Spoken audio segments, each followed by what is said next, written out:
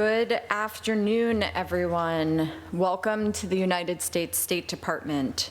My name is Allison Peters. I'm the Deputy Assistant Secretary of State for our Bureau of Democracy, Human Rights, and Labor at the State Department.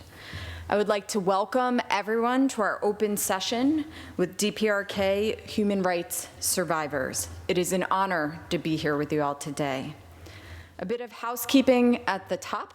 We will have simultaneous translation available for all, English on one channel and Korean on the other, and you can find the headsets in front of you.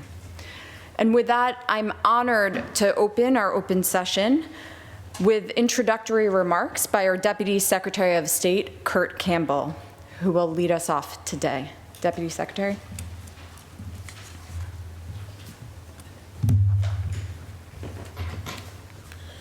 Thank you very much, Des Peters. And let me just take a moment to most warmly welcome all the people that are here who've joined us. And we are joined together, frankly, to hear testimony. It's one of the hardest things in the world to do, to offer testimony, to have the burden of being a voice for the voiceless.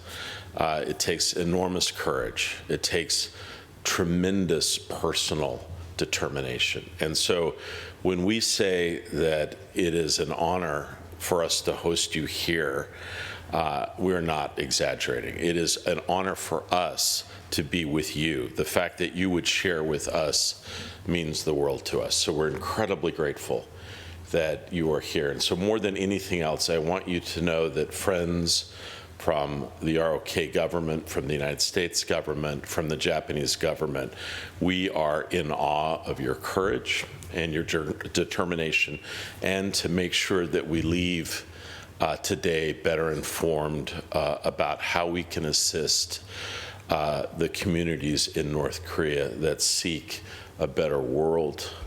I do want to underscore that we've committed among our three governments to take a number of steps that we think will increase access to information. We are working closely with the technology communities. We believe there are things that we can do to ensure that more information penetrates in an increasingly closed system. And we also want to do what we can to help highlight the stories of North Korean escapees and defectors who have made a life in either the United States or the ROK or Japan or elsewhere, and we're going to take that challenge on together. I do want to underscore that we are likely heading into an increasingly challenging period, and this is something that we must keep in mind. As we arrived in the meeting today, we are buffeted by reports that North Korea has decided to step up its support for Russia's brutal invasion of Ukraine.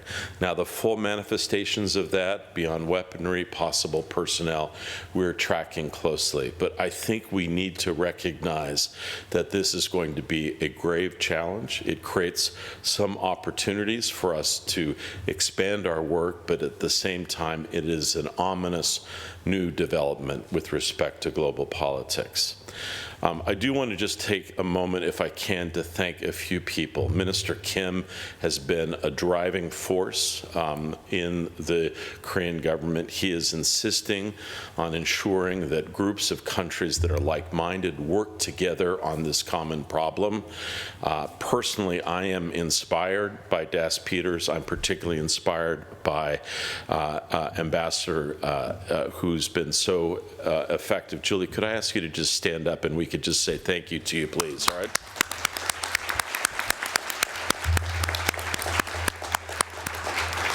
So today we've agreed that we're going to announce and launch a new human rights action group among our countries to be able to track and work, and again, work on common practices. I do want to just underscore also as we conclude, we are approaching transitions in many of our key governments. We have elections in Japan, we have elections in the United States. I want to underscore the fundamental bipartisan nature of our commitment to these issues that are enduring, that animate us, and that bring us together. It is, again, such an honor to be able to be with you all, to be able to witness your stories, your courage, your assistance in dealing with one of the most challenging and difficult issues today on the global scene. So I want to, again, thank everyone. Also thank other countries who are like-minded that want to join us. You honor us, again, by being with us today. Thank you very much for your support, both today but historically as well. So again, welcome to the State Department. I look forward to further discussions, and I look forward to listening actively to the views and the experience and the testimony of the people that have joined us today. Thank you, Des Peters. Thank you very much, Deputy Secretary Campbell. The Deputy Secretary has outlined a number of joint commitments our governments have made here today in our trilateral meeting, and we are very honored and grateful to be joined by Minister Kim of the Ministry of Unification from the Republic of Korea to give opening remarks today and share the views and perspectives from our friends and partners in the Republic of Korea. Minister Kim. Thank you. Distinguished guests and ladies and gentlemen, first I want to express my deep respect and gratitude to the witnesses here today for their courage in speaking up on behalf of the North Korean people and the human rights victims who continue to suffer from grave human rights abuses at this very moment. I want to also thank Deputy Secretary Kurt Campbell for his opening remarks and for organizing this important gathering. The stories we will hear today are heartbreaking account of destruction of human dignity. That is stories that are painful and difficult to listen to. Yet they are truths we cannot afford to ignore and the facts that all of us must come to know. North Korea remains one of the most closed-off countries in the world, with external access severely limited. Therefore, the only way to accurately understand the human rights situation in North Korea is through the testimony of survivors. The voice of survivors who share the unvarnished truth about North Korean human rights have served as a powerful reminder to the international community of the seriousness of this issue, and they have fueled solidarity and action. Recently, North Korea has reinforced its physical isolation by building barriers near the demilitarized zone as part of its so-called fortification effort. Internally, the regime has passed repressive laws like the law on rejecting reactionary culture and ideology in an attempt to exert total control over the mind of each people.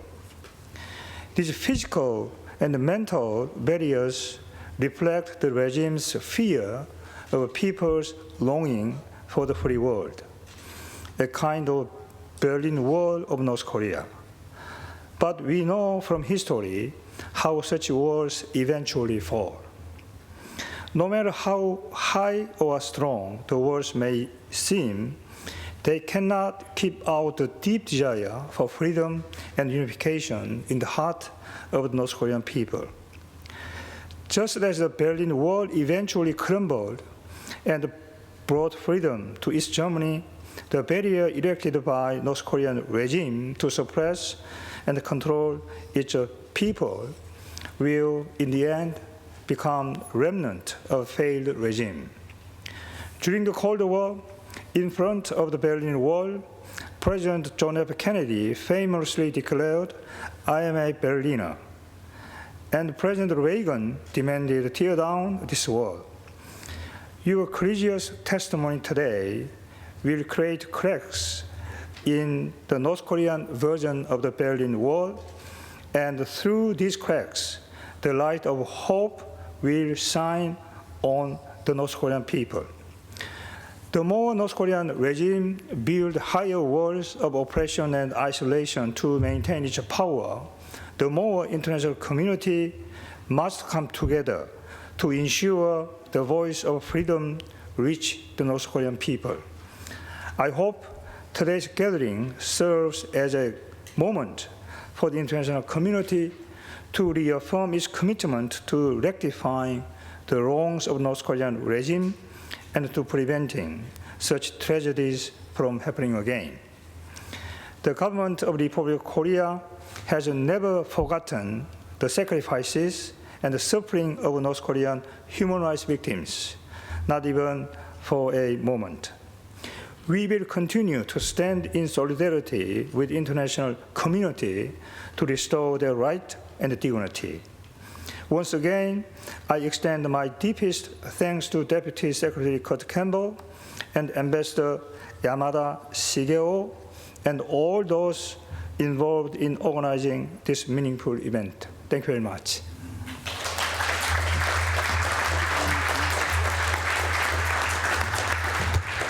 Thank you very much, Minister Kim. We're grateful for our strong partnership with the Republic of Korea and equally grateful for our strong partnership with the government of Japan. We're honored to be joined by Ambassador Yamada of the Embassy of Japan in the United States, who I would welcome to the stage. Thank you very much. And first of all, I'd like to express our sincere gratitude to the United States, Deputy Secretary Campbell, for taking the initiative in organizing today's very important event.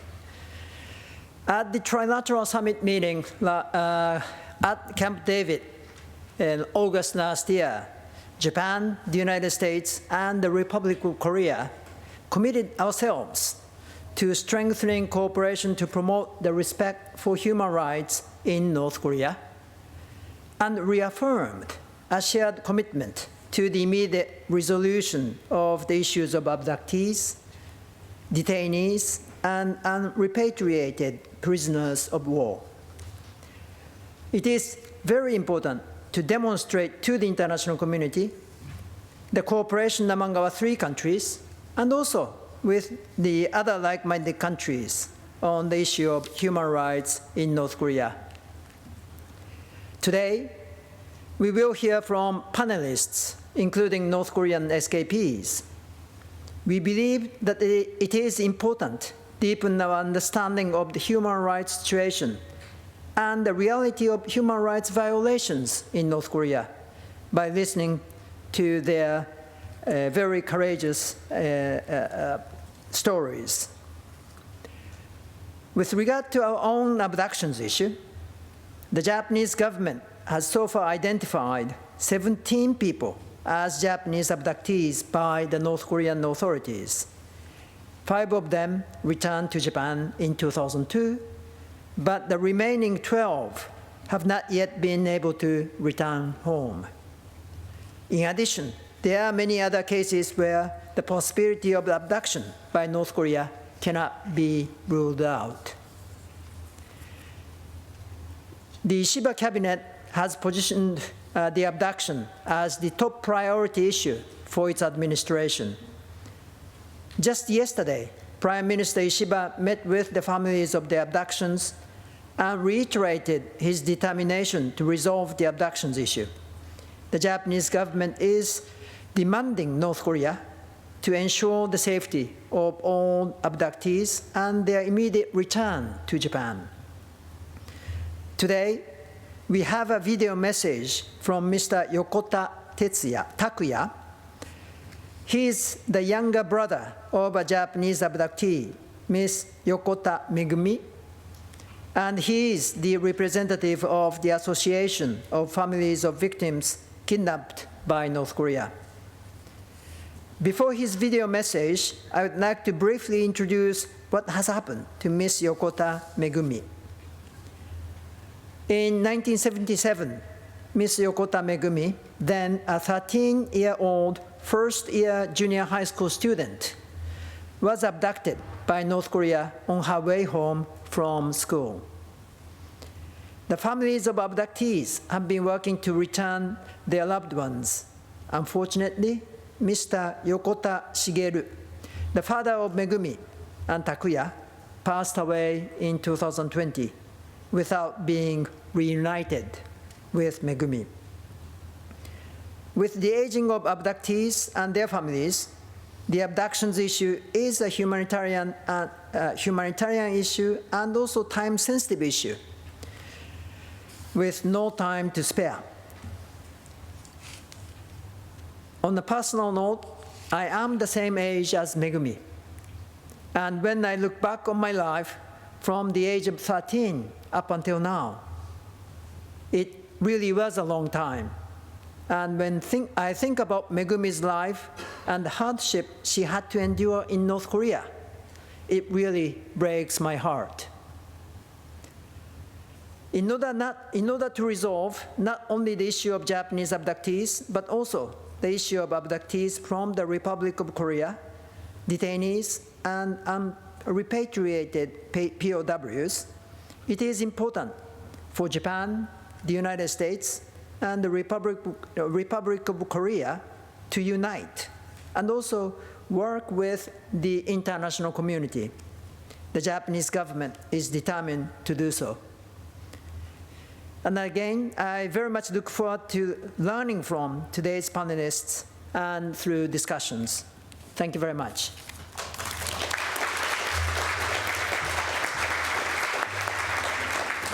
Thank you so much, Ambassador Yamada, for those incredibly powerful and personal remarks. We're now going to start our panel discussion, which we are so fortunate to have moderated today by Damon Wilson, our friend and partner in our Bureau of Democracy, Human Rights, and Labor, and the president and CEO of the National Endowment for Democracy, an independent, nonprofit, grant-making foundation supporting freedom around the world. And as we kick off our panel, I want to underscore the points that our Deputy Secretary made, which is a sincere thank you to all of you for your bravery and strength in joining us today and being willing to tell your stories.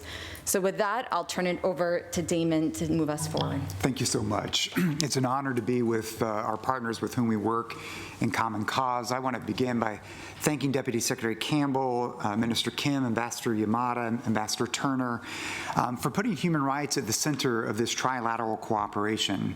And most importantly, we want to welcome with us today those who will be providing testimony who have suffered at the hands of North Korean regime, remarkable individuals we'll turn to in a minute. This hearing does come at a critical time. As you heard the Deputy Secretary say, we're here as we're watching reports of North Korean troops entering battle, serving in the war in Ukraine on the front lines of supporting Russia's illegal invasion. And this is just a stark illustration. It's a manifestation of the challenge that we face that the Deputy Secretary warned about at a time that's tough because of a trend of autocrats cooperating together to dismantle democratic systems and democratic norms in an effort to protect, defend their repressive rule. I think the rise of this authoritarian cooperation, it necessitates a clear, strong response from democracies. At NED, we like to say democratic renewal begins with democratic solidarity. And as autocrats work together, democracies must be working together. And that's what this is about. Seeing this powerful U.S., ROK, Japan trilateral cooperation coming together in innovative ways to promote fundamental freedoms, safeguard human rights and democracy, collectively defend global democratic norms. We've seen this manifest as Japan and the ROK have taken critical steps in adopting democracy as part of their national security strategies or overseas development. We've seen this in President Yoon's recently announced unification doctrine that puts freedom at the center, at the core of South Korea's approach to unification. But today we're here to shine a spotlight on the widespread and systematic human rights abuses in North Korea. The world's discussions of North Korea often focuses on nuclear threats, geopolitical tensions that are presented by the regime. But we must recognize that these threats flow from the premise that it's an authoritarian, repressive regime at home, and that essence drives this dangerous behavior internationally. And so a successful strategy of cooperation among these three democracies has to put human rights at the center. The decade-long daily suffering of millions of North Koreans, it can't be shrouded in silence, and this hearing today, with your testimonies, it aims to break that silence. Now, this builds on a remarkable record. Many of you I see in the audience were involved a decade ago with the United Nations Human Rights Council when it took a landmark decision to establish the Commission of Inquiry on Human Rights in the Democratic People's Republic of Korea. Led by three remarkable distinguished champions of human rights, the Commission undertook a monumental task of investigating and exposing the full extent of human rights violations in North Korea. And through rigorous investigation, testimonies, compiled one of the most comprehensive reports for the international community to date. And what was uncovered was horrifying: systematic torture, imprisonment, widespread sexual violence, forced labor, starvation, and forced disappearances, public executions as tools of the regime. It was almost beyond comprehension. And this year we mark the 10th anniversary of this groundbreaking report, but we have to face the sobering reality that despite international condemnation, the human rights situation in North Korea is still a crisis. The regime continues to operate with impunity. And so today, we're going to turn to hear the personal stories of North Korean survivors, and they're here to speak not as victims of the regime, but as powerful agents of change and accountability. Each story that you hear today, it brings us one step closer to the truth, to justice, to accountability, and it's our role to bear witness to these truths that must be spoken, heard, and remembered. So we begin by saying thank you. Thank you for your courage. Thank you for your commitment to speak up, to share the truths, and to speak out on these issues. So this is not just about exposing past wrongs. What we're working towards is how to end current atrocities and prevent future ones.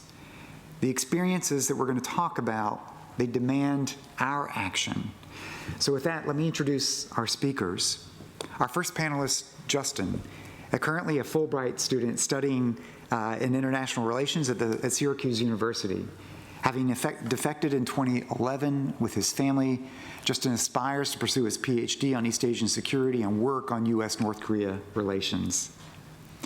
Born in 1972, our second panelist, Young Seung Kwan, is a survivor who has endured unimaginable hardships in North Korea, including the devastating starvation in the 90s, the brutality of the labor camps. And drawing from her experience in North Korea and drive to help those who remain inside, Ms. Kwan founded the North Korean Human Rights Alliance and serves as its president. Born and raised in North Korea, Ling Sung-min is currently the director of the Korea desk at the Human Rights Foundation. And before joining HRF, Lee managed and devised projects and organizations in South Korea, Canada, U.S. focused on improving human rights conditions and North Koreans' access to information. He's helping to change the narrative of the world's understanding of the power and energy of the young North Korean defector community today.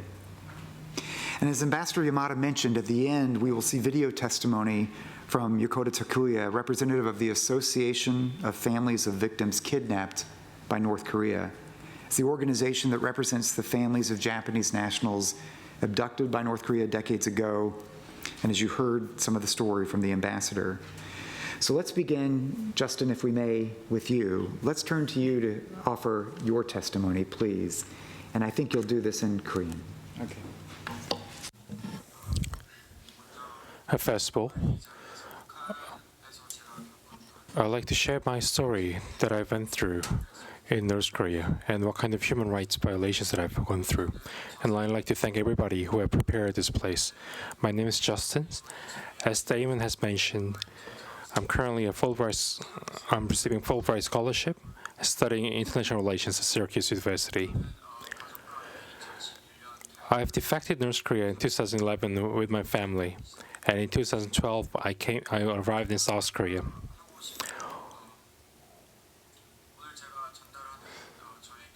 So my experience that I'm going to share today is a case. Well, it's one of the main cases of human rights violations that I went through in North Korea. So in 2010, December, I was in North Korea. It was brutally cold. And then I was forced to work in a construction place where the Kim Jong-un has to use to drive his cars. And my schoolmates had to bring in stones to pave the road. So we had the big stones that we had to bring in. And then we had like a portion of the work that is designated for us. And then since I wanted to finish this work quickly, I wanted to bring these big stones to the road. But I was too young, I was too small. I was 14 years old. And that big stone that I've wanted to bring to the road actually broke my finger. And I lost a part of my finger. And then I rushed into my hospital with my friends. But as we have arrived in the hospital, the doctor told me that there is no medicine that we can use to treat you. Therefore, you have to go to the market and bring the medicine by yourself. So I had no other choice but to return to home. And then we tried the bigger hospital. And the other doctor there didn't even see my fingers, and they just told me that you have to cut off the entire finger. So I had choice of listening to the doctor's advice, but I haven't. Because there were some students who were wanting to have some computers and play with the keyboard. And then what I thought was that once I cut off my finger, that I won't be able to play with the keyboards. So I told the doctor that I want to have a second thought about this, and then when returned home. And a doctor in my neighborhood actually heard my story and came to me and said that he could treat me. And then I asked him whether I have to cut off my entire finger. And he told me that I actually don't have to cut off my finger. So he was really curious why the hospital told me that I have to cut off my entire finger. And he actually treated me for over 6 months. But the problem is that in order for me to get completely cured, I had to cut off some part of my bone.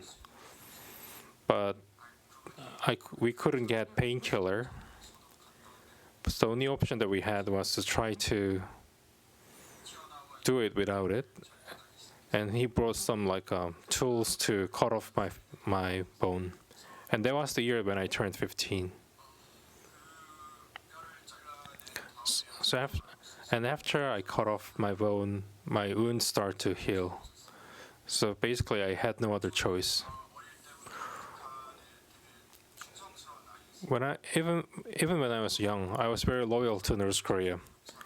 I wanted to become a warrior to protect the general, and that was my dream. But I found out that because of my family background, I could not be getting promoted even I go to the military. And there were many people who repeatedly told me that I can only survive when I leave North Korea. And my parents told me that they wanted to go to South Korea and asked me whether I want to go or not. And without any hesitation, I told them I wanted to go to Korea. And in 2012, I arrived in South Korea, and I received a lot of opportunities that was never been dreamed of when I was in North Korea. There was a lot of non-government organizations that provided me support with my education, and I was successfully be able to integrate into the South Korean society. And I studied political science at Yonsei University, and now I'm having this Fulbright scholarship to study political science here in the States. One last thing that I want to say here, and then what I want to tell the North Korean people in North Korea, is that if you escape from North Korea, you will get an infinite amount of opportunity. And I want to tell everyone here that there are still 20 million people living in the North Korea that is still suffering like I have suffered a decade ago. And there are a lot of people who have been enslaved by the North Korean regime. So before thinking about North Korean regime, please think about the North Korean people who are suffering under the regime. Thank you.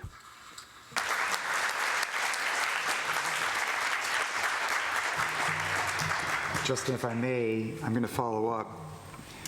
Justin's an example of a young North Korean who, with just a few years in freedom, flourishes, you thrive, and you talked about the opportunities. What would you like your peers in North Korea to know about life outside of North Korea? Maybe what were some of the differences that you were able to take advantage of in a life of freedom that you would want them to know about? When I was in North Korea, the only option that was given to me was to enroll to the military and become part of the Workers' Party, and that was my only dream. But when I left North Korea and went to South Korea, there were numerous opportunities, and if you work hard, I could do what I wanted to do, and I want other people to know that. Thank you, Justin. Ms. Kwan, may we turn to you for your testimony, please? 안녕하세요. Good afternoon.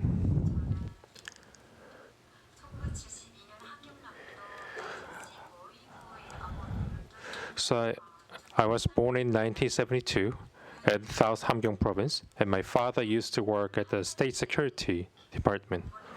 When I was 11, my mother passed away. And when my father was still alive, as he was working for the government, I didn't know what poverty meant, because my father was loyal to the government. But the loyal father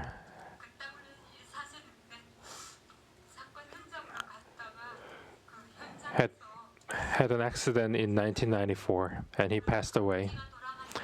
And after my father passed away, I started to learn that the territory and the country that I lived in was such a fearful place.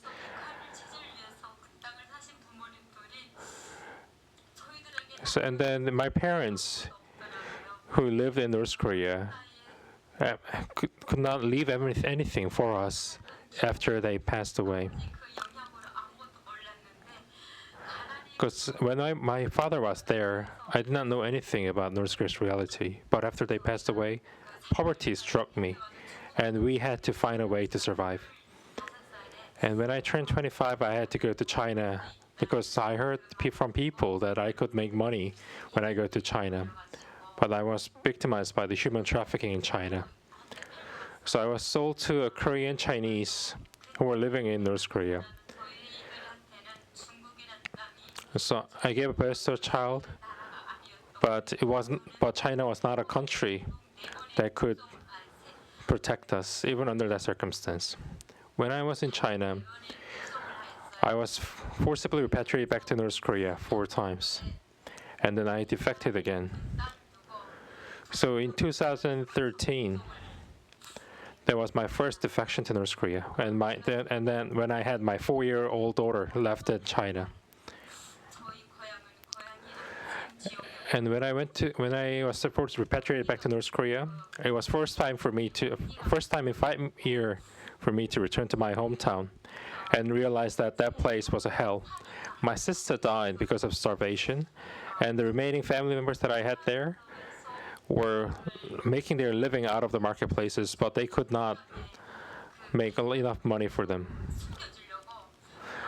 And when I was repatriated to North Korea, so I wanted to hide all the money that I was bringing into North Korea.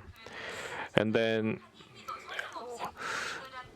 I put all the money that I had in some private places, but the State Security Department actually went into all the part of my body and then took money out of me. And it was a very inhumane thing. And then when we are sent back to North Korea, so the State Department officers basically put their fingers into my private places, and then they force us to jump a lot of times, so that the monies that I have inside my body could pop out. So that was the first repatriation that I experienced. But I was able to successfully defect to North Korea again. October that year. 갔다가 10월에 탈북을 하였는데 그때 또한 제가 한 달 만에 And even after I was able to defect from North Korea, I was again been captured and repatriated back to North Korea November that year. 제가 그때 한 달 만에 제가 그 모임에 이거를 And then when I went back to North Korea, I bribed the State Department officers, and then defected again. 생각을 하고 한국에 가게 And I thought that was a miserable life that I had in China. So I thought I could make my living and have a life when I go to South Korea. And then when I tried to go to South Korea, I was captured again and had been repatriated to North Korea. 그 정도의 그 돈을 아껴 So when I was repatriated to North Korea for the third time, 헐딱 벗겨놓고 중국에서 so Chinese officers in the past did not like searched me for the money. But the third time when I was repatriated, even the Chinese officers tried to take everything that I have. So the money that I had was taken away by the Chinese officers. So if you bring money back to North Korea, the state security departments would have the female soldiers to 넣으면 이 사람 자국에 또 넣어요. try to get money out of us 넣어가지고 and try to put fingers and hands inside my body. 너네는 왜네 말 And then they like scream at us, saying that why are you not listening to the party? 안 내놓는가 해서 So they constantly scream at us, saying that you have to give money, surrender everything that I have. And that was all done in front of all the male officers that was in front of us. But I didn't know shame at that time, because the only thing that I was thinking at this time was that I wanted to make sure that I can keep this money. But there were some people who swallowed money, but all the officers there were just beating us all the time, trying to take everything that we had. And it was not a life that, it wasn't really like a living. It was like a miserable tragedy. And after all this repatriation and defection, I was able to have my final defection in 2008. And that was my fourth defection from North Korea. And I arrived in South Korea in the February of 2009. When I arrived in South Korea, I wanted to bring my younger brothers and sisters from North Korea. And so I worked really hard in South Korea and sent all the money that I had to them. But when all this money was sent to them, the youngest in our family 제가 보내준 돈이 제가 돼가지고 was caught while receiving this money. 제가 돼가지고 So my youngest sister was imprisoned 잡혀가지고 because she was receiving money from me. And the government found out. And she was tortured. And she was killed when she was 34. The money that I gave her made her be killed by the North Korean regime. And my father was loyal to this regime and this territory. And then my sister had to go through this tragic event because of me.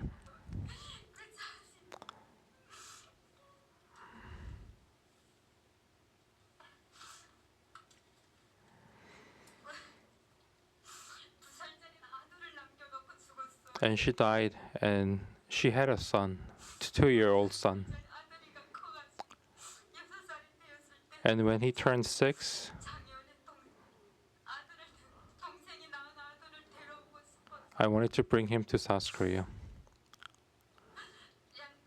북한이 해산에 앉혀놨는데 아들 And he was there at the Hesan city. 강도에 칼을 맞아 죽었대요.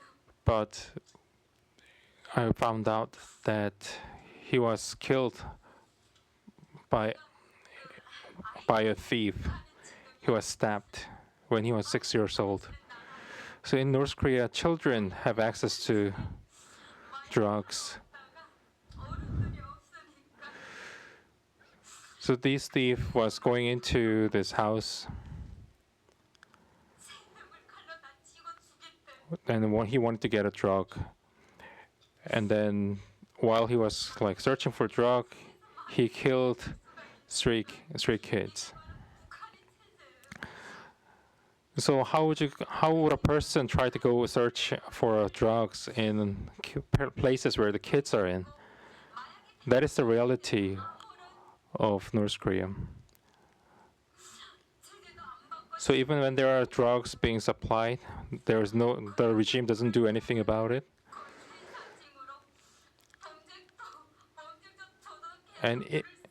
And even when a crime is committed, if you have money and power, you can simply get away.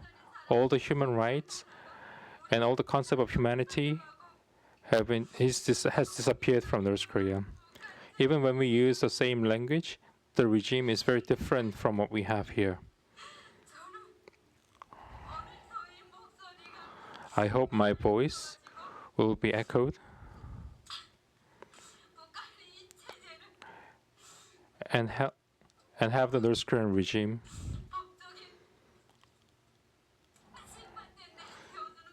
to be legally responsible. And that is why I am here today. Because I've never known a vocabulary called human right. And there are still people in North Korea who don't know what human right is. And they're beaten up and being killed by the North Korean regime, even at this very moment. I hope everyone who's here in this room and everyone in the world will work together to fight for the people in North Korea. And I'm here to ask for your support.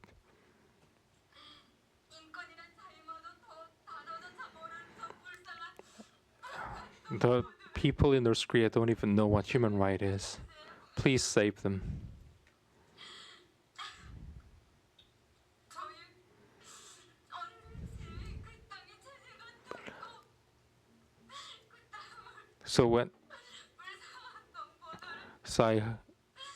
Please help us for the regime to end and save those who are in North Korea. Under the idea of human rights. Thank you very much.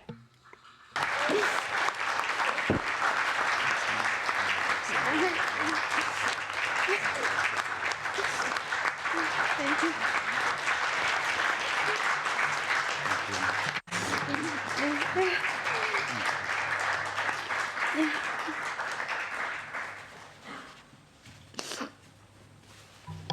Jung-Soon, thank you so much for sharing what are almost unspeakable horrors. It points to the resilience, the determination of those who are willing to bring their voice to testify to these atrocities. Thank you, Jung-Soon. Let me turn to Sung-min.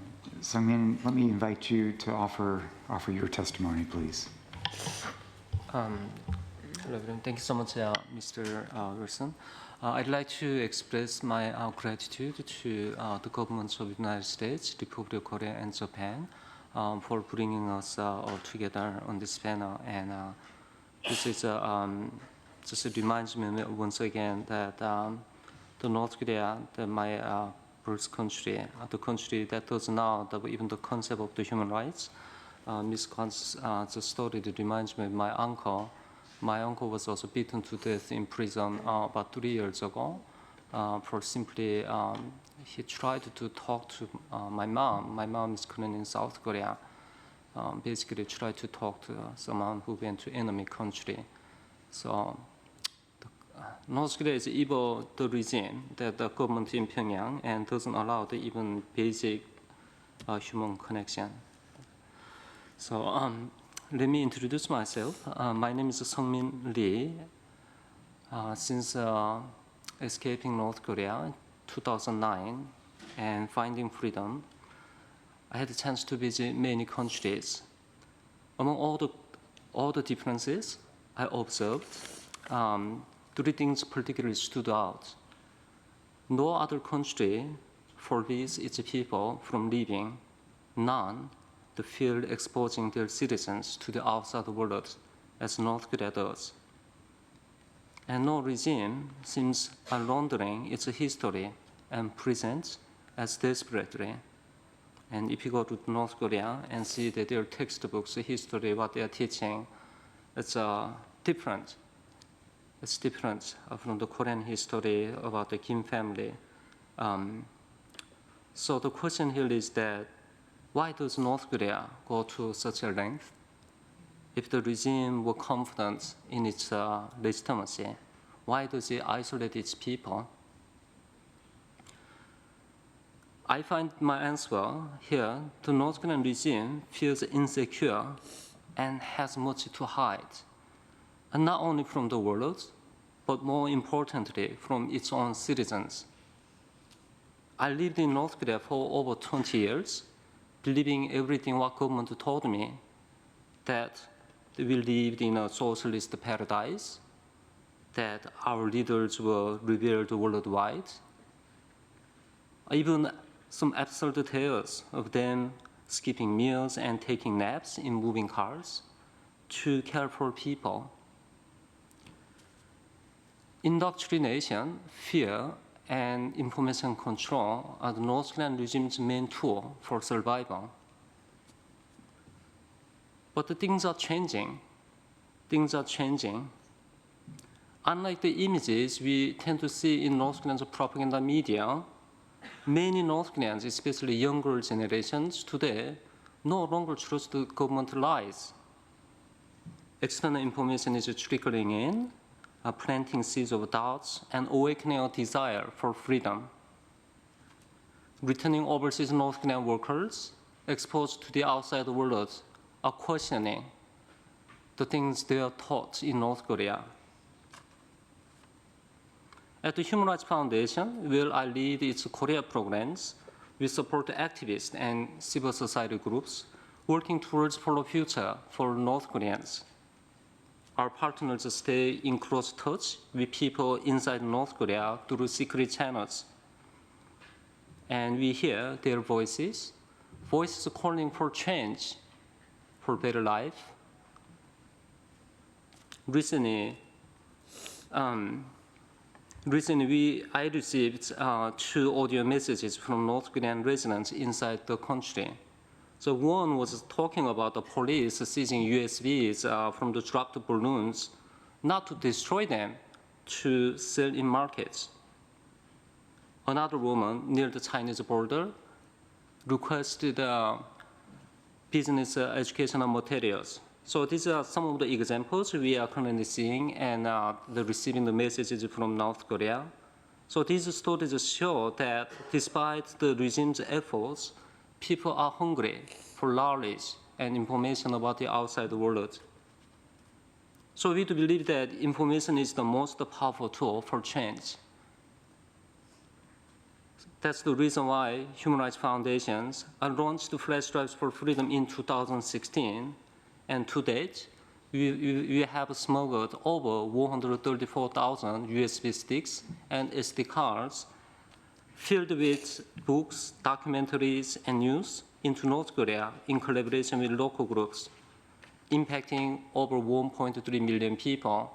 We estimate one USB drive gets shared by about 10 people on average within the family and among the friends. So shared secretly, these memory devices are agents of truth. We cannot afford to slow down. North Korean government lately, we have seen the North Korean government's latest efforts to isolate its people even further, abandoning reunification policies and fortifying its borders. These are signs of fear, not strength. As the regime raises barriers higher, we must work even harder to reach out to North Koreans with truthful information. An informed population is the regime's greatest fear and nightmare. Knowledge empowers the people to demand better treatment from their government, and one day those demands will become impossible to ignore. With your continued support and by working together and support of the international community, we will be bring this change one day. Thank you so much.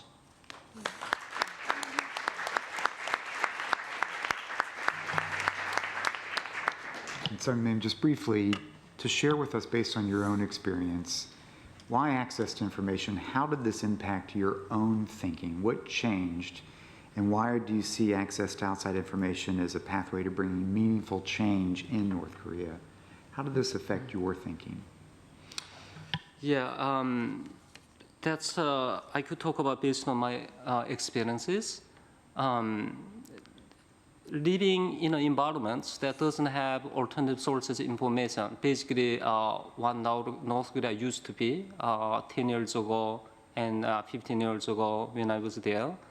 And we all information we receive just government messages from the TV, radio broadcast, or slogans on the street. So we didn't think about any alternative ideas or thoughts. We all believed what government told us. But when I was 13 years old, and I had a chance to watch a South Korean drama that was called Winter Sonata, and it shocked me. The reason because we were taught to believe South Korea is such a poor country, a country there was a lot of kids wandering around dumping ground for food instead of going to school. So we were taught to liberate the South Koreans, poor South Koreans, under the leadership of our government. But when I watched that movie, and it was surprising, the movie didn't criticize anything about North Korea. It was showing basically daily lives and having coffee, sipping coffee in the coffee shops and the cars on the street and all the skyscrapers in the background. That was something that just shocked, and we started questioning North Korean propaganda. Thank you. Thank you for sharing that. I want to turn for our final testimony to a video message as we previewed from Mr. Takoya of the Association of Families of Victims Kidnapped by North Korea. Turn your attention to the screen, please. 皆様、家族会代表の横田拓也と申します。本日、日本、アメリカ、韓国により北朝鮮に対して速やかに発せられることに感謝いたします。危機的な食料不足、悲惨かつ脆弱な医療環境、発言の自由、思想の自由、すべての自由を奪われた中で生き延びている。救い出すために、そして複数の国にわたって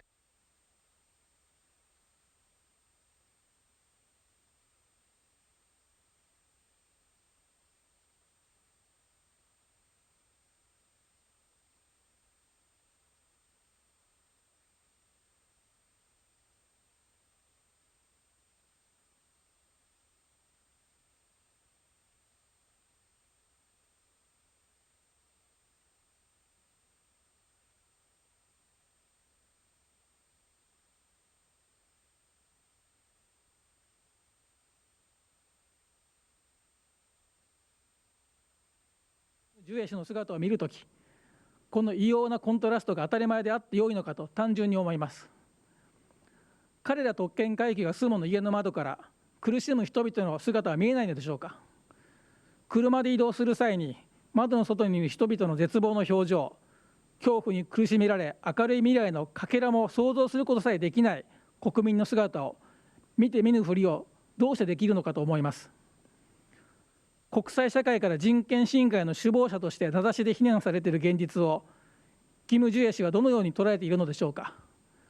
キム・ジョンウン委員長、一国のリーダーとして、一人の父親として誇れる存在になるべきではないでしょうか。家族会、救う会は新しい運動方針を作成しました。親の世代の家族が存命のうちに、全拉致被害者の一括帰国が実現するなら、我が国が人道支援を行うことと、我が国がかけている独自制裁を解除することに反対しないというものです。家族会の親世代で健在な方は有本恵子さんの父昭弘さん95歳、横田めぐみの母早紀江88歳の2人だけです。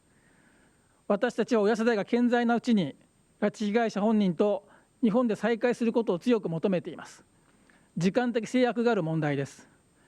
万が一親世代が健在なうちに再会が果たせないといった事態が起きた場合、私たちは対応局面を改め、再び制裁強化に軸足を移し、日本政府に対し新たな北朝鮮への独自制裁強化を求めます。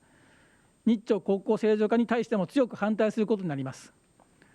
私たちの要求は全拉致被害者の即時一括帰国です。部分的解決や段階的解決は求めていません。日朝両国に調査委員会や合同事務所設置も求めていません。北朝鮮の時間稼ぎと幕引きの手口に乗ってはなりません。北朝鮮政府は厳重な監視下で全拉致被害者の誰がいつどこで何をしているのかを把握しています。居場所がわからないということはないのです。こうした点を日本政府はじめ各国政府は見誤ることなく北朝鮮と強く外交交渉を進めてほしいと思います。国際社会一方的な暴力による現状変更を絶対に許してはなりません。日本においては46年前に主権国家に北朝鮮の工作員が侵入し、無実の13歳の少女を拉致したまま人質外交を続けています。私は声を大にして言います。北朝鮮よ、姉横田めぐみを返せ。全拉致被害者を速やかに解放せよと。拉致問題の解決なくして両国に明るい未来は訪れません。金正恩委員長においては、過去の代で実行された忌まわしい人権侵害である拉致問題をあなたの手で解決させ、明るい未来を手にすることができるよう勇気ある英断をしてほしいと思います。娘のキム・ジュエ氏に希望の持てる将来を与える決断をしてほしいと思います。各国の皆様、北朝鮮が拉致問題を解決しない限り、決して制裁の手を緩めることがないよう改めて結束してください。そして自分たちの家族や兄弟との再会を願う勇気ある皆様、絶対に諦めることなく言葉を武器にして戦い続けましょう。私も先頭で声を上げ続けます。必ず勝利を勝ち取りましょう。関係ある皆様の力添えに感謝いたします。本日はありがとうございます。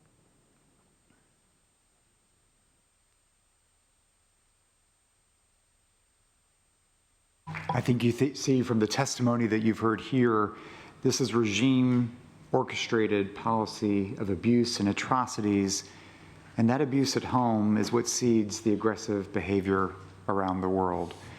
This closes this part of our testimony. Des Peters, I'll turn to you. Thank you so much, Damon. On behalf of the United States, I want to thank each of you for joining us today. We are in awe of your strength, your bravery, your courage in being able to speak out and share your stories.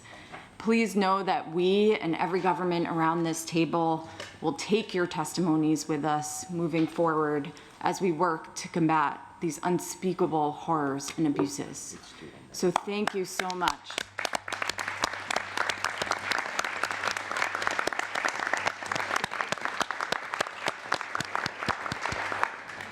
We are honored and pleased to also be joined today by two of our leading experts in this space on DPRK human rights. We are so pleased you were able to join us today, and we're going to shift our panel discussion, our testimony component of the panel discussion, to our two experts to lead us in a discussion today. Back over to you, Damon. Thank you so much. It's really my distinct pleasure to introduce two leading authorities on North Korea. And first, we're going to turn to Dr. Victor Cha, who serves as the president of Geopolitics and Foreign Policy Department and the Korea chair at the Center for Strategic and International Studies, where we'll have an opportunity to gather later this evening. He's also a distinguished professor at Georgetown University, and he has deep experience in the U.S.-Korea relations, having served where we served alongside each other at the National Security Council as Director for Asian Affairs, playing a key role in shaping U.S. policy towards North Korea during critical negotiations. He's also someone I have to, in full disclosure, say that I am honored to have served on the board of the National Endowment for Democracy. And also with us is Olivia Innis, a prominent voice in the field of human rights and national security issues in Asia, a senior fellow at the Hudson Institute, an adjunct professor in the Democracy and Governments program at Georgetown University. Her work encompasses North Korea, Burma, China, Cambodia, examining issues of democracy and religious freedom. And prior to this, having worked with the Hong Kong Advocacy Group, senior policy research analyst at Heritage Foundation as well. So let's begin, if we may, with Dr. Cha Victor to share your latest findings on your research. Well, thank you, Damon, and let me also thank Deputy Secretary Campbell, Minister Kim, Ambassador Yamada, Ambassador Turner, Des Peters for bringing us all together here today and putting such a focus on this issue, particularly in a trilateral context.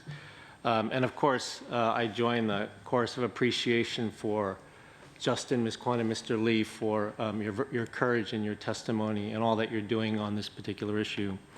I'm going to focus on an aspect of North Korean human rights abuses that has pretty much been obscured up until now, and that is how the government has mistreated and neglected its people during the COVID pandemic. North Korea was in a 3.5-year COVID lockdown, and until recently, as the lockdown has lifted, we've been able to get some insights based on some surveying we've done inside the country. There's a lot of data here that I'm not going to be able to share in the few minutes that I have, so I will just give you sort of the overview, and we'll be publishing this work in the near future. So if we could go to the next slide. So this period of the survey was at the very end of last year. We did about 100 of these, and we covered, if we go to the next slide, we tried to cover a good part of the population in the different provinces, obviously in the city of Pyongyang, but in Chagang, North Hwanghae, North Pyongan, all different provinces. Next slide. This gives you a sense of the demographics. We had students answering the survey, scientists, party officials, soldiers, business and trade people of different education types, about 60% female, 40% male, and across all age groups from 18 to 75 years old. I'm going to describe to you 5 basic findings that came out of the work that we've done, but as I said, there's much more in the data. Next slide. So the first finding was that despite North Korea's claim of 0 COVID cases until April 2022, COVID-19 infections appeared to be rampant in the country starting in 2020. 92% of the people that we talked to said they got or knew of someone who got COVID-19 prior to April 2022. The vast majority said that COVID was spreading, quote, like wildfire from 2020, long before the government publicly acknowledged that the virus was in the country. Next slide, please. Second, ordinary North Koreans endured the pandemic largely on their own, with minimal access to professional health care, medicine, or vaccines before May 2022, when they went public with the virus being inside the country. Only 13% said they had access to testing. Only 8% said they received a mask from the government. Most of them were forced to make masks on their own out of cloth, and they talked about how they would rewash their masks to use them, which of course does not provide any protection whatsoever. After May 2022, when the government announced that they needed help, it appears as though the general public received 1 shot, and that the military received 3 shots, all of Chinese origin. But the other thing that was really horrible to read about was there were many reported deaths through the misuse of medicine, scams, fake prescriptions, that people tried to take advantage of the desperation of the general population that was getting no help with regard to the virus. Next slide, please. Third finding was that suffering among North Korean people was exacerbated by strict quarantine rules, a worsening food crisis, and extreme punishment for breaking antivirus rules. 97% of the people we talked to said they could not acquire their goods they needed through the market during the lockdown. 81% said they suffered acute food shortages during the lockdown. And anybody who was found breaking the rules was sent to labor camps for anywhere between 2 days and 6 months. Next slide, please. Access to reliable information about COVID-19 during the pandemic was severely limited, both because of the regime's efforts to only distribute information that served its interests and hesitation at the local community to truthfully report cases. So what was happening was that anybody who reported having a fever or sore throat, because there was no testing, was immediately assumed to have COVID, and then that village was locked down. And so what you had was what we call double jeopardy, which was the government was providing disinformation about the pandemic, and the population, the public, was not reporting the pandemic because they did not want to get locked down. So it was a really nasty spiral, a cascade of negative events that only made the situation doubly worse. 64% said they didn't trust information coming from the government. And interestingly, only a minority saw this conspiracy theory that somehow the virus was a US or South Korean weapon. Only a minority of people said they believe that view. Finally, next slide, please. Finally, many respondents expressed resentment towards the government's handling of the pandemic and a willingness to circumvent quarantine rules through bribery, revealing new areas of vulnerability for the regime. If you go to the next slide, these are some of the statements that we recorded from people about their views on the pandemic. I won't read them. I'll just say that as we have read, autocratic regimes use the pandemic to crack down on liberty of their populations, and that was the case in North Korea, including cracking down on markets. But the way in which they did not do anything for their population actually created new resistance and new vulnerabilities in the regime, the residual effects of which I think are still very salient today. So thank you for your attention, and Damon, thanks for the opportunity.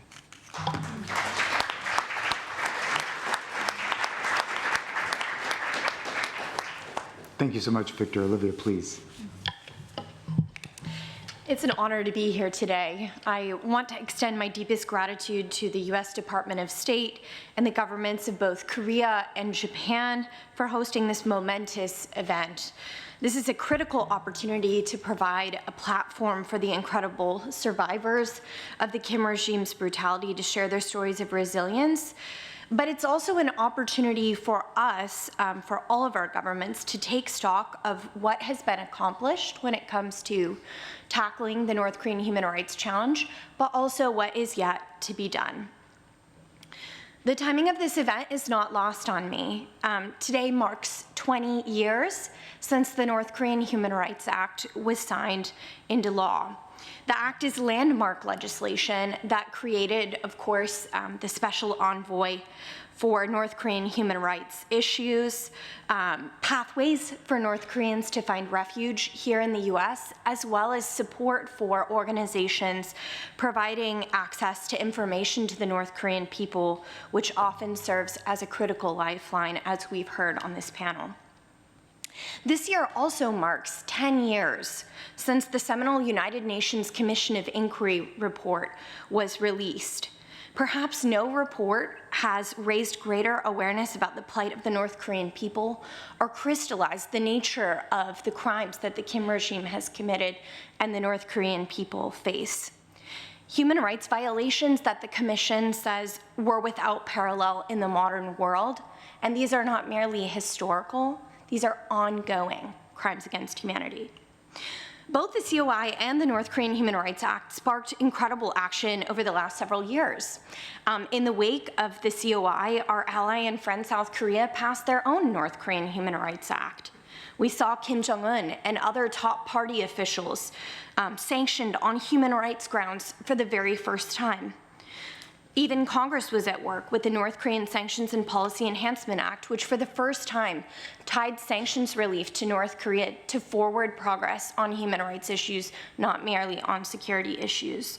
We also saw Congress pass the Countering America's Adversaries Through Sanctions Act, which created a rebuttable presumption that all goods produced with North Korean labor are believed to be produced with forced labor and therefore barred entry to the US. And this last one is probably my favorite. More than 200 North Korean refugees have found freedom as refugees here in the United States. The momentum generated by both the North Korean Human Rights Act and the Commission of Inquiry report are not lost on me.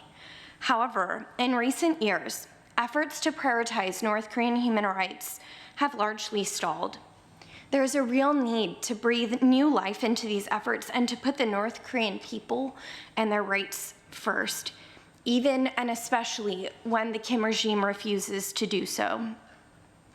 One of the most promising ways to put North Korean human rights issues at the center is for the US government to issue an atrocity determination of its own, stating whether the North Korean people face ongoing genocide and crimes against humanity.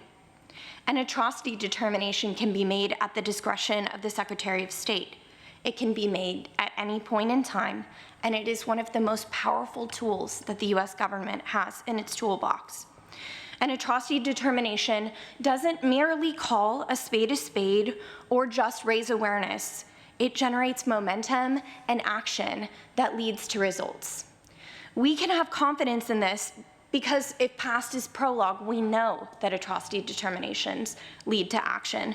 This was the case of the Uyghur atrocity determination issued under the previous administration, which led US Congress to pass one of the most important acts on Uyghur human rights, the Uyghur Forced Labor Prevention Act. The same was true for the Rohingya atrocity determination issued by the Biden administration, which led to the sanctioning of key officials and cutting off the Burmese military from critical lines of resources. And if we look even further back in history at the ISIS atrocity determination for Yazidis and Shiite Muslims, under the Obama administration, it led to a creation of a fund for survivors of these atrocities under the next administration, the Trump administration. Atrocity determinations create legacies. They also transcend parties and even branches of government. They're a unifying force for action and something that the North Korean people today need arguably more than ever. While my own research and work at Hudson Institute suggests that the North Korean people, especially North Korean Christians, may face ongoing genocide and crimes against humanity, a determination of crimes against humanity would be equally powerful, especially considering that there is no hierarchy of atrocity crimes. The question remains, why now? I believe an atrocity determination now has the potential to spur action in Congress to defend the North Korean people and their rights.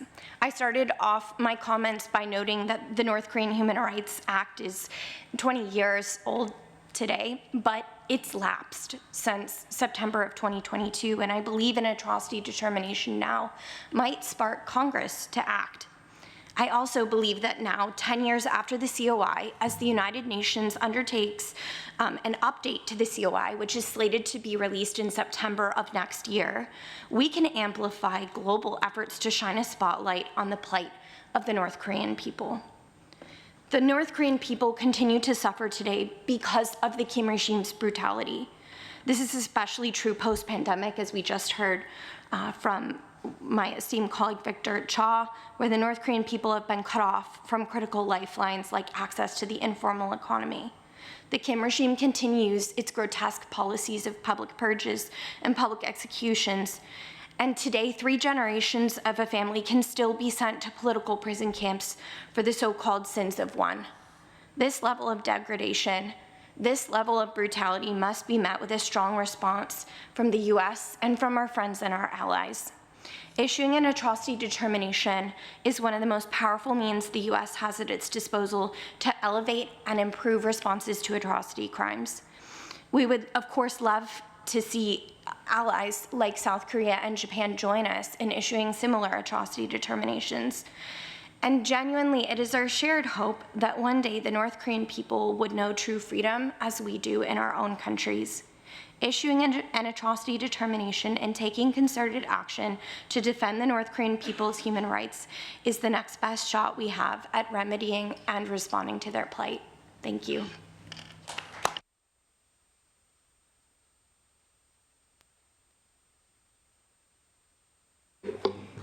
Thank you so much, both. And again, thank you to Damon for so eloquently moderating our panel today. Let's give all of our panelists another round of applause.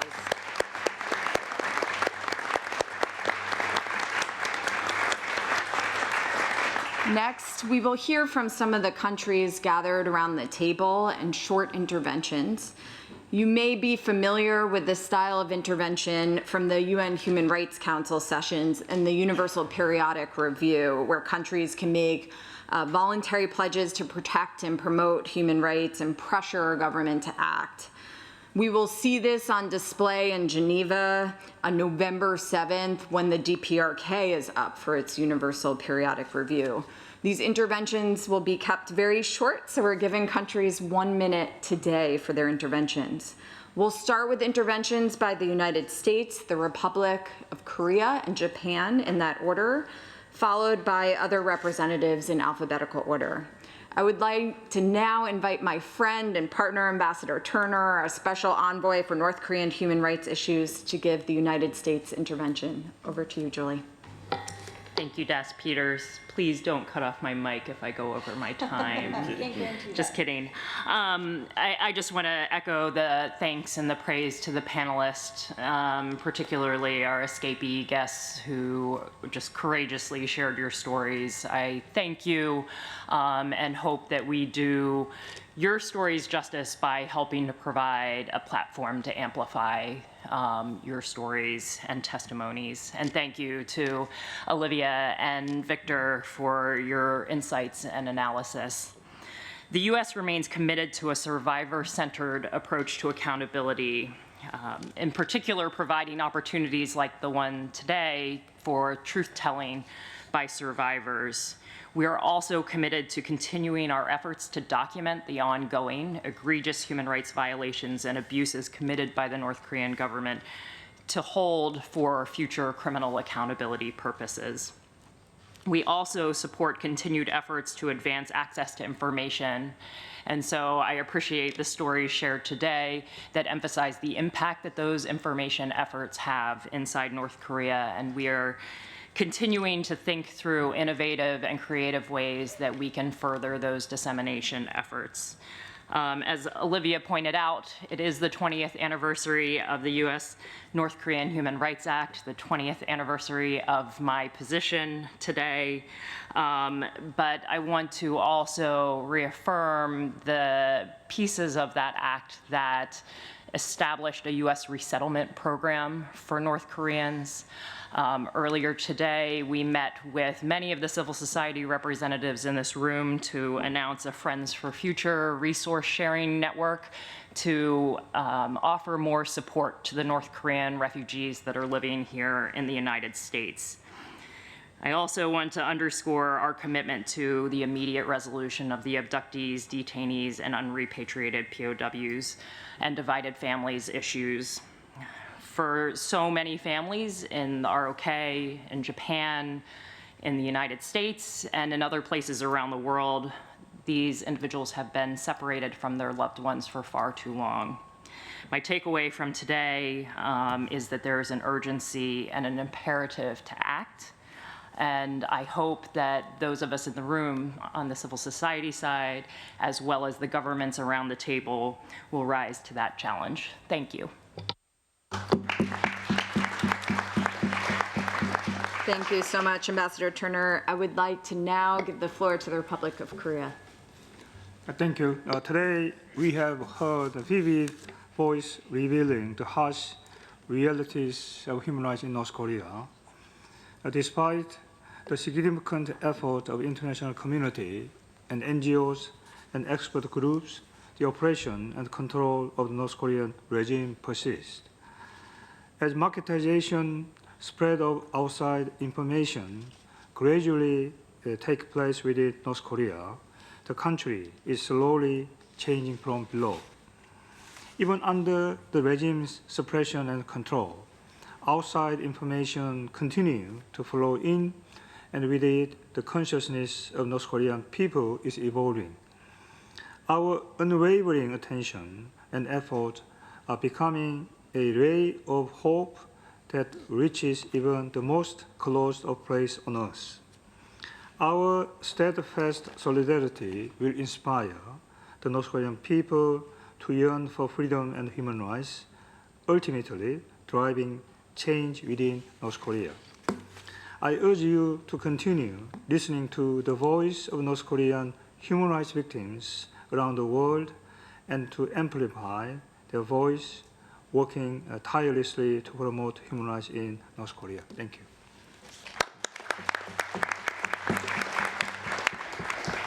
Thank you very much, Republic of Korea. I'd now like to give the floor to Japan. Thank you. I'd like to join others to thank the panelists today for their courageous testimony, sharing their own experiences and heartbreaking accounts on North Korea's human rights violations.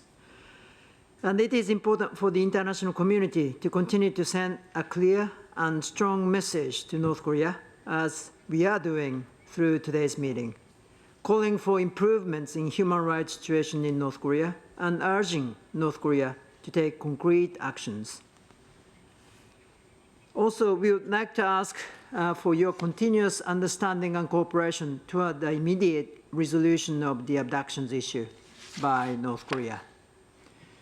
So finally, let me thank the United States again for providing this opportunity to gather and highlight the human rights situation as well as abuses in North Korea. Thank you very much. Thank you very much, Japan. I'd now like to give the floor to Germany. Thank you so much. I'd like to associate myself and with the thanks for organizing this crucial event. I struggle a bit to follow such impressive testimony with sort of diplomatic remarks, so I'm going to try and sort of speak from the impressions that I gained. Maybe three observations. The first is, I think, in case we didn't know before, we know now that the DPRK has one of the most horrific human rights records of any place in the world, and we must call it as we see it. And we must use the instruments that we have at our disposal, and we have some instruments. You know, we have, for example, the European Union has the human rights sanctions regime, which we have brought to bear on North Korea, and I hope that in the next round of discussions for this instrument that we can be more forceful. The second observation that I had sounds a bit obvious, but bears repeating. Human rights are not something that are imposed by any one place or any one country or any one ideology. They are universal. And we must defend them as such. I hope that all the countries around this table and beyond use the Universal Periodic Review at the Human Rights Council to find clear words on this. And thirdly, and maybe most crucially, there is nothing more important than listening to and amplifying the voices of human rights defenders, such as the brave individuals we have here. Particularly in countries like North Korea that are so hermetically sealed off that make it very, very difficult for even the most committed country to do human rights projects in country. Supporting people like we have on this panel, amplifying their voices, giving them resources and networking and funding is so crucial. I can speak for Germany when I say that we fund one project on sexual violence and gender-based violence in North Korea. But we must do more to support exile and dissident communities that have been able to leave the country because they are the most important voices. And we know from other contexts that those are the individuals that will one day lead North Korea into freedom. May that day come very soon. Thank you. Thank you very much. Thank you very much, Germany. And finally, I'd like to give the floor to Sweden. Thank you, and let me also begin by expressing my admiration for those that have testified here today. And then let me speak for Sweden, but with a personal touch. I served as the ambassador of Sweden to DPRK between 2017 and 2019. When people hear about this, the most common reaction that I get is, what, can you really live there? And the answer is yes. DPRK is a real country, and more importantly, and moreover, as we have heard here today, real people are living and suffering there.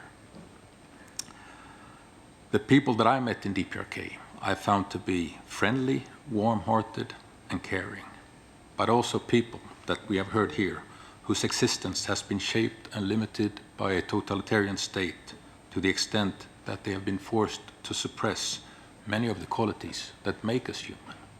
Curiosity, critical and independent thinking, the quest for personal purpose and meaning. Life was there, but to paraphrase the American Constitution, liberty and the pursuit of happiness was not. I cannot personally testify to public executions, labor camps, or physical torture, as I never saw any of it. But just as a black hole in space cannot be seen, but still sensed through the way it affects its surroundings, I sensed the weight of the regime in my daily interactions with North Koreans. Their awkward silences, the worried looks and nervousness when I brought up certain issues, their fear of the heat during the summer and the cold during the winter due to lack of proper housing and what it could mean for their crops, their agony over a sick child, knowing there was nothing they could do for it, the way they ate their hearts out when I took them out for dinner, the way they fretted the lean season every spring when food stocks were low and starvation just a failed harvest away, the way they displayed emotions when we visited a Buddhist temple or when they were given the chance to sing karaoke to old Korean songs, the way they smiled when I got finally the permission to take some of them on their first trip of their lives outside Pyongyang. So, human rights are systematically violated in DPRK. The perpetrator should be held accountable, and Sweden would support any action in that endeavor. But let us not forget the victims, some of them that we have heard from here today. People that have been deprived of their rights and dignity, and who dare not wish for a better life, sometimes even in their own dreams. Thank you.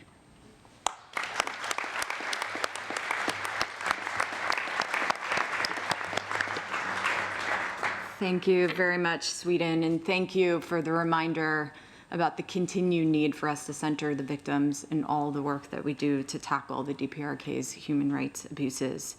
I want to thank you all around the table for joining us today and for your interventions.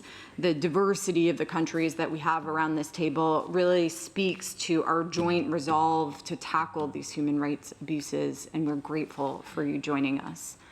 And with that, I'd like to introduce our Assistant Secretary of our Bureau of Democracy, Human Rights, and Labor, Daphne Rand, here at the State Department for our closing remarks. Thank you, distinguished guests, panelists, attendees. Thank you to our Deputy Secretary for sticking around and being with us as we hear these interventions. I too feel like you can't read from diplomatic ease when you've heard these stories of human life, when you've heard these powerful, analytic, academic, and personal assessments of what we should be doing, the calls of action, even in the past hour, that have come from this room, and the ideas for diplomatic sanctions and other forms of accountability are deeply powerful. So thank you to everyone who has spent time with us here at the State Department. We are concluding this moving and powerful open session on the DPRK human rights, and there are so many people who have made it possible. So I just want to first thank the individuals who behind the scenes have worked so hard to make it possible, and I do think they are owed a thank.